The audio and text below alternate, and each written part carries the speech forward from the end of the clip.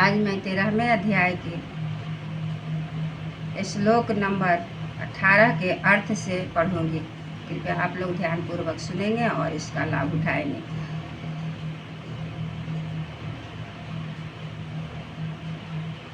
हे अर्जुन, इस प्रकार क्षेत्र तथा ज्ञान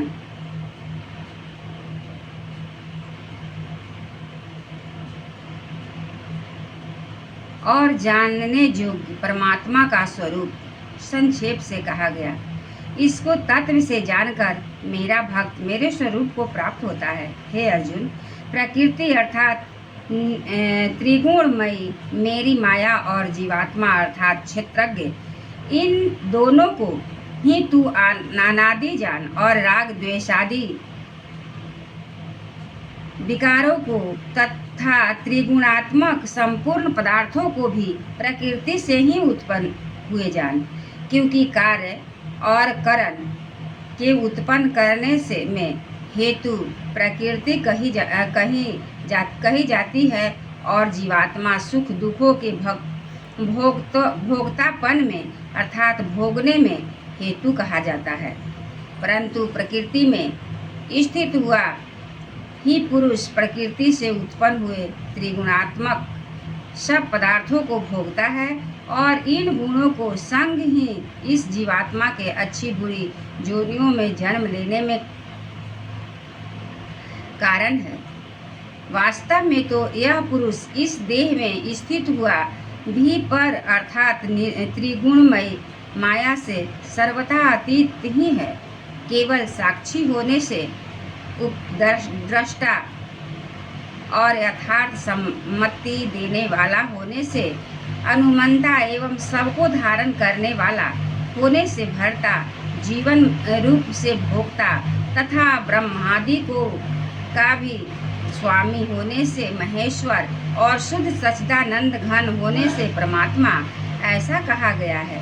इस प्रकार पुरुष को तथा गुणों के रहित सहित प्रकृति को जो मनुष्य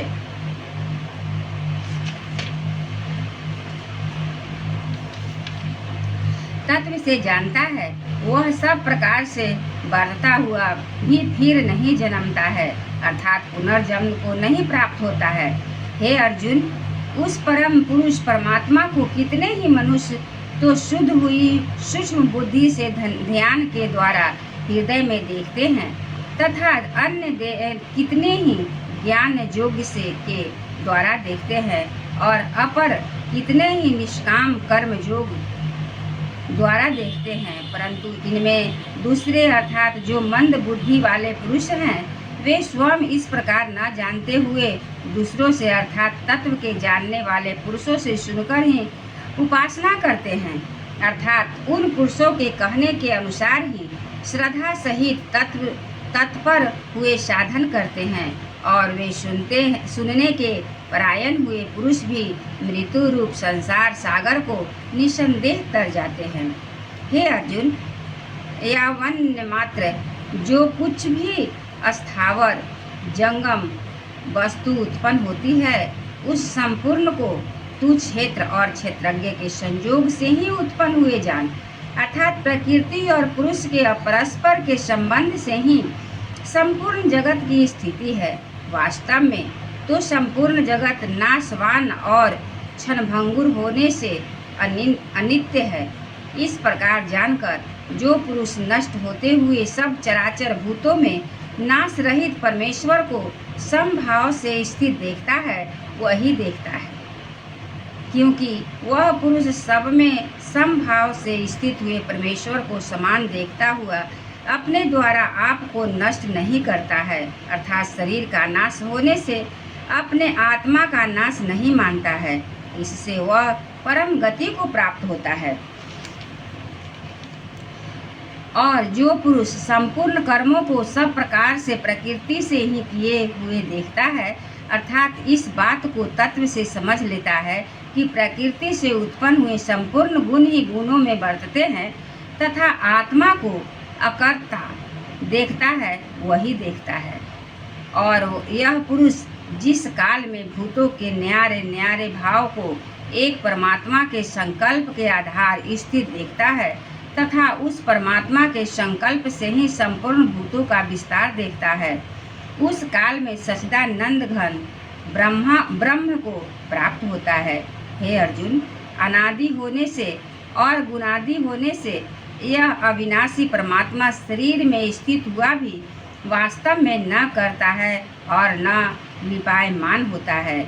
जिस प्रकार सर्वत्र व्याप्त हुआ भी आकाश सूक्ष्म होने के कारण लिपायमान नहीं होता है, वैसे ही सर्वत्र देह में स्थित हुआ भी आत्मा गुणातीत होने के कारण देह के गुणों से लिपायमान नहीं होता है। हे अर्जुन, जिस प्रकार एक ही सूर्य इस संपूर्ण ब्रह्मांड को प्रकाशित करता है, उसी प्रकार एक ही आत्मा संपूर्ण क्षेत्र को प्रकाशित करता है, अर्थात नित्य बोध स्वरूप एक आत्मा की ही सत्ता से संपूर्ण जड़ वर्ग प्रकाशित होता है। इस प्रकार क्षेत्र और क्षेत्रज्ञ के भेद को तथा विकार सहित प्रकृति से छूटने के उपाय को जो पुरुष ज्ञान नेत्रों द्वारा तत्व से जानते हैं, वे महात्मा जन पर ब्रह्म परमात्मा को प्राप्त होते हैं। इति श्रीमद्भागवत गीता रूपी उपनिषद एवं ब्रह्म विद्या तथा योग शास्त्र विषयक श्री कृष्ण और अर्जुन संवाद में क्षेत्रज्ञ विभाग योग नामक 13वां अध्याय।